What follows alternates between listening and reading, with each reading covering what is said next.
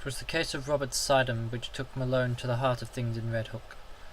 Sidham was a lettered recluse of ancient Dutch family, possessed originally of a barely independent means,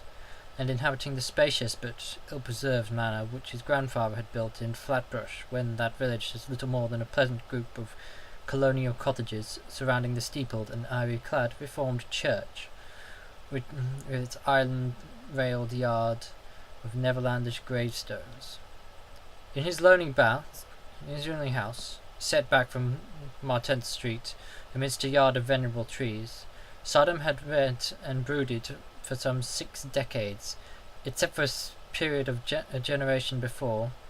which he had sailed for the old world and remained there out of sight for 8 years. He could afford no servants, and would admit but few visitors to his absolute solitude, eschewing close friendships and receiving his rare acquaintances in one of the 3 ground floor rooms which he kept in order. A vast, high-ceilinged library, whose walls were solidly packed with tattered books and ponderous, archaic, and vaguely repellent aspect. The growth of the town and its final absorption in the Brooklyn district had meant nothing to Sidham, and he had come to mean less and less to the town. Elderly people still pointed him out on the streets, but to most of the recent population he was merely a queer, corpulent old fellow, whose unkempt white hair, stubbly beard, shiny black clothes, and gold-headed cane earned him an amused glance and nothing more. Malone did not know him by sight till duty called him to the case, but had heard of him indirectly as a really profound authority on the medieval superstition, and had once idly meant to look up an out-of-print pamphlet of his on the Kabbalah and the Faustus legend, which a friend had quoted from memory. Sidham became a case when his distant and only relatives sought court pronouncements on his sanity. Their action seemed sudden to the outside world, but was really undertaken only after prolonged observation and sorrowful debate. It was based on certain odd changes in his speech and habits, wild references to impending wonders and unaccountable hauntings of disreputable Brooklyn neighborhoods. He had been growing shabbier and shabbier within the years, and now prowled about like a veritable mendicant, seen occasionally by humiliated friends in subway stations, or loitering on the benches around Borough Hall in conversation with groups of swarthy, evil-looking strangers. When he spoke, it was to babble of unlimited powers almost within his grasp, and to repeat the knowing leers such mystical words or names such as Sephiroth, Ashmondai, and Samael.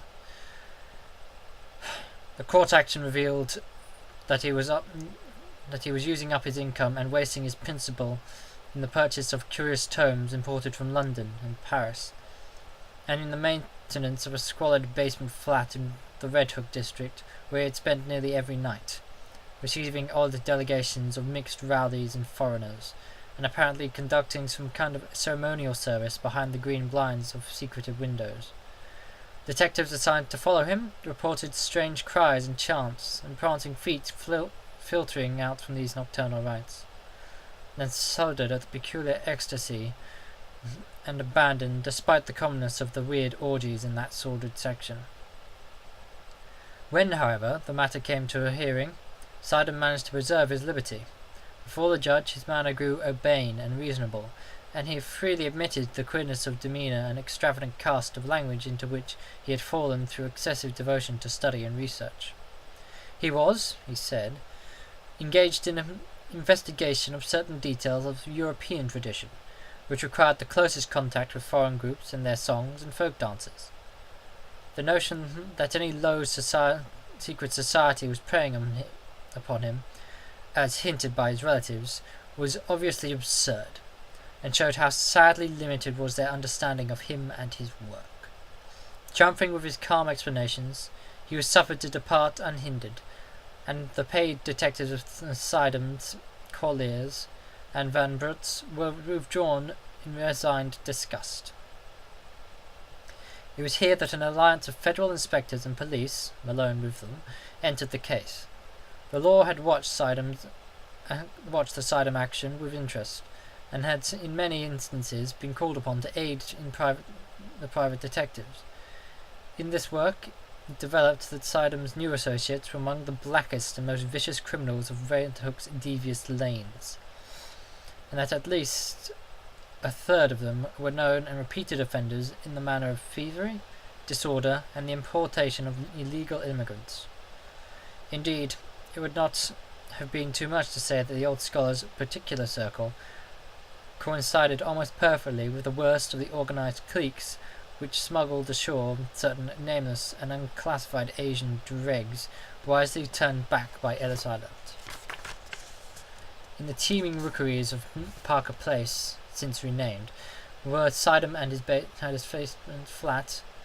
there had grown a very unusual colony of unclassified, slant-eyed folk, who used the Abrahamic alphabet, but were eloquently repudiated by the great mass of Syrians in and around Atlantic Avenue. They could only have been deported for lack of credentials,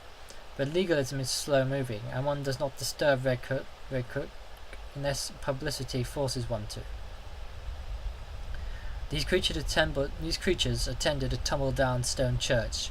used Wednesdays as a dance hall, which reared in its Gothic buttresses near the vilest part of the waterfront. It was nominally Catholic, but priests throughout Brooklyn denied the place all standing and authenticity, and policemen agreed with them when they listened to the noise it emitted at night.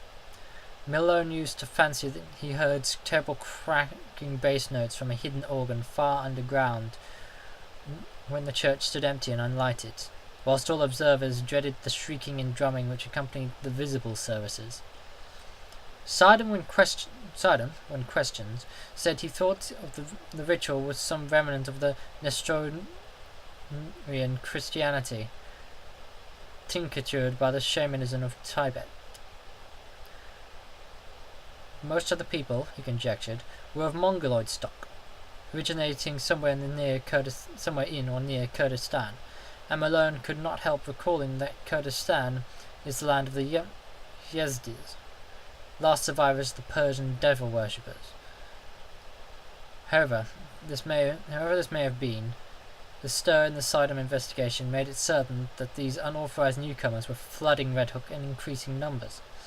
entering through some marine conspiracy unreached by the revenue officers and harbour police, overrunning Parker Place and rapidly spreading up the hill, and welcomed with curious fraternalism by the other assaulted denizens of the region. Their squat figures and characteristic squinting physiognomies, grotesquely combined with flashy American clothing, appear more and more numerously among the loafer and nomad gangsters of the Borough Hall section, till at length it was deemed necessary to compute their numbers, ascertain their sources and occupations, and find if possible a way to round them up and deliver them to the proper immigration authorities. To this task Malone was assigned by agreement of federal and city forces. As he commenced his canvass of Red Hook, he felt poised on the brink of nameless terrors, with the shabby, unkempt figure of Robert Sidom as arch-fiend and adversary.